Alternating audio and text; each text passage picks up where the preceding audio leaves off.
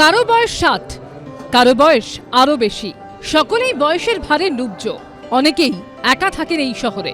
শনিবার সুভাষ সরোবরে এই রকমই বেশ কয়েকজন বয়স্ক মানুষের সঙ্গে কথা বললেন কলকাতার পুলিশ কমিশনার সুপ্রতিম সরকার। অসুস্থ অশক্ত শরীরে বাজার করা, ওষুধ কেনার মতো দৈনন্দিন কাজগুলো করতেও বেগ পেতে হয় বেশিরভাগ বয়স্ক মানুষকে। প্রায়শই একাকী বৃদ্ধ বৃদ্ধার ওপর হামলার ঘটনাও সামনে আসে। এইসব প্রবীণদের কথা মাথায় রেখেই 2009 সালে প্রণাম প্রকল্প শুরু করে কলকাতা পুলিশ। এই প্রকল্পে নাম নথিভুক্ত থাকলে প্রবীণ নাগরিকদের নিরাপত্তা, স্বাস্থ্য সহ একাধিক বিষয় নজর রাখেন পুলিশ কর্মীরা। এবার প্রণামের আড্ডা কর্মসূচি শুরু করল কলকাতা পুলিশ। মাসে একদিন বা দুদিন বয়স্ক নাগরিকদের সঙ্গে আমরা শহরের বিভিন্ন জায়গায় বসবো, কারণ অনেকেই একাকিত্বে ভোগেন। শহরের পুলিশের প্রতি শহরের বয়স্ক প্রণম্য মানুষদের যে সংযোগটা, বিশ্বাসটা যাতে আরেকটু মজবুত হয়, সেই জন্যই প্রণামের আড্ডা। বর্তমানে সাইবার প্রতারকদের সফট টার্গেট হচ্ছেন বয়স্করা। সুভাষ সরোবরে বয়স্ক মানুষদের সঙ্গে আলাপচারিতায় সেই প্রসঙ্গ তোলেন পুলিশ কমিশনার। সাইবার প্রতারণা থেকে বাঁচতে কি করা প্রয়োজন, প্রবীণদের সেই বিষয়গুলি করে বুঝিয়ে দেন। সবশেষে বয়স্কদের সঙ্গে ছবিও তোলেন পুলিশ কমিশনার। পার্থপ্রতিম ঘোষের রিপোর্ট, এবিপি আনন্দ, কলকাতা।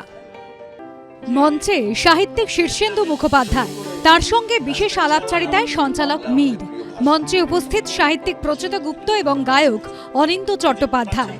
শীর্ষেন্দু মুখোপাধ্যায়ের 90তম জন্মবর্ষে তাঁকে শ্রদ্ধা জ্ঞাপন করল টিম গপ্প মীরের ঠেক। শীর্ষেন্দু মুখোপাধ্যায় এই নামটার সঙ্গে তো আমাদের ছেলেবেলা, আমাদের ছোটবেলা অনেকটা যুক্ত। এই আমাদের মাতৃভাষা বাংলাটাকে যিনি সমৃদ্ধ করেছেন তার লেখনী দিয়ে, তাকে সম্মান জানাতে পারছি। শীর্ষেন্দু মুখোপাধ্যায়ের লেখাগুলো যখন আমি অডিও স্টোরি হিসেবে প্রেজেন্ট করেছি, মানুষের কাছে এত ভালোবাসা পেয়েছি, তাদের কাছ থেকে এত আদর পেয়েছি, সেটা আমাদের জন্য পরম প্রাপ্তি। আজকে শুধু ফিরিয়ে দেওয়ার দিন। সাহিত্যিকের জীবনের নানা অজানা গল্প উঠে আসে আলাপচারিতায়। যেটা মজার দিক, একটা হাসি খুশির দিক, ঠাট্টা ইয়ার্কির ছলে যে সব কথাবার্তা হলো, সেটাই আমার কাছে খুব ভালো লাগে। আমি আমার কথা মানুষকে বলছি, এখন সবাই তো আমার লেখা পড়বে এটা আমি আশা করতে পারি না। আমি আমার ভালোবাসার কথা মানুষকে বলতে চাই যে I love you, I love you. সেই জন্য বললাম আমার লেখাগুলো আমার প্রেমপত্র। মঞ্চে উপস্থিত ছিলেন সাহিত্যিকের কন্যাও।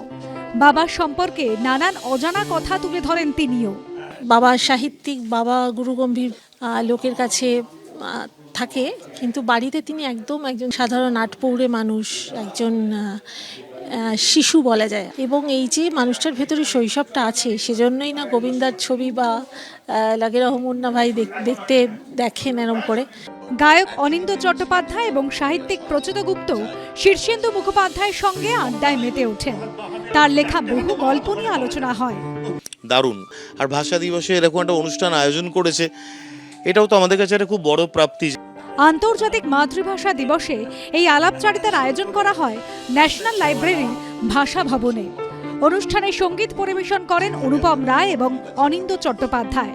সমীরণ পালের রিপোর্ট, এবিপি আনন্দ। এবিপি আনন্দ, এগিয়ে থাকে, এগিয়ে রাখে।